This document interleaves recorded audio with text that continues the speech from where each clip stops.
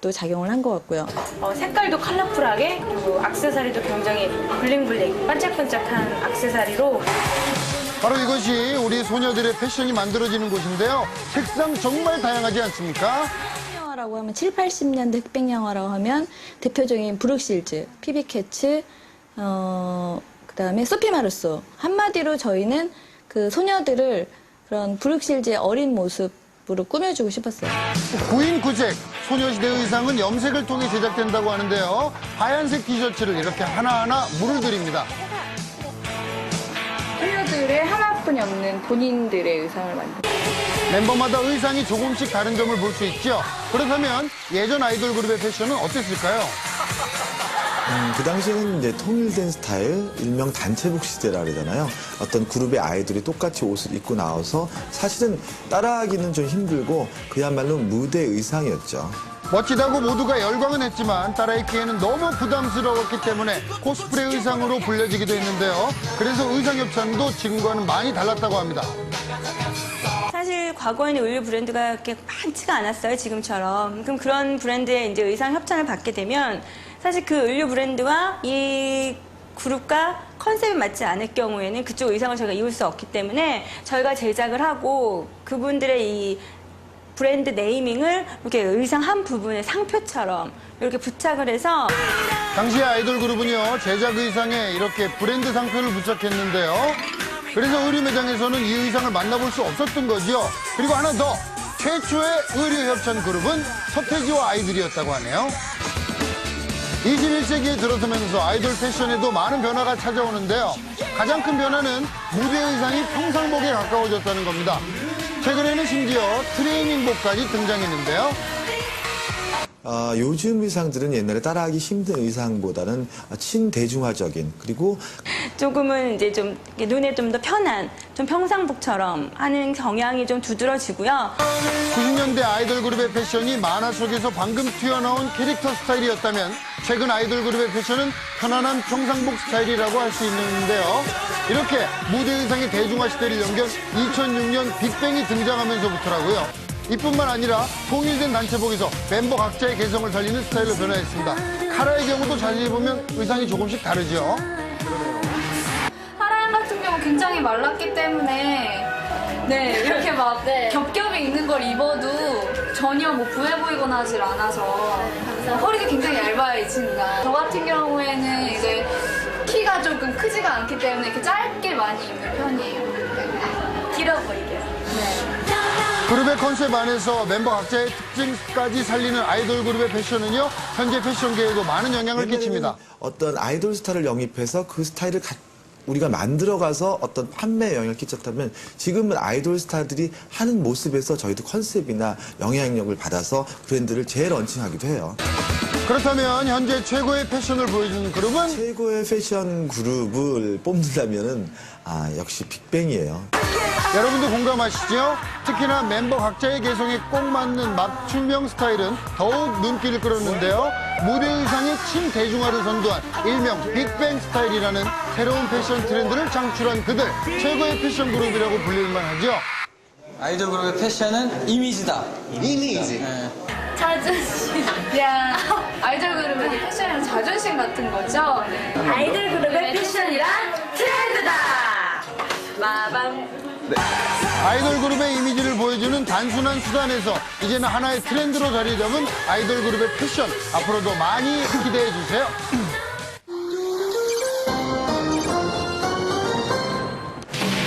월드스타 한뉴스입니다. 영화 데스페라도, 새벽에서 황혼까지, 원스 어폰 어 타임 인 멕시코 등에 출연한 멕시코 출신 할리우드 배우 셀마 헤이액이 프랑스 유통업체를 경영하는 프랑수아 앙리 피노와 파리에서 결혼식을 했습니다. 남편인 프랑수아 앙리 피노는 유럽 최고 갑부 중 한 명으로 수많은 명품 브랜드를 소유하고 있는 억만장자입니다. 그는 이미 2004년에 한번 이혼한 경력이 있고요. 전부인 사이에 두 자녀가 있습니다. 그러나 두 사람은 2006년 이탈리아에서 만나 사랑에 빠졌고 2007년 2월 약혼한 뒤 9월에 첫 딸을 낳았는데요. 그리고 이유는 알려지지 않았지만 작년 7월 파혼설에 휘말리면서 위기를 겪기도 했습니다. 그러나 결국 행복한 결혼에 꼴이 난 두 사람, 비로소 완벽한 가정을 이룬 만큼 영원히 행복하길 바라겠습니다.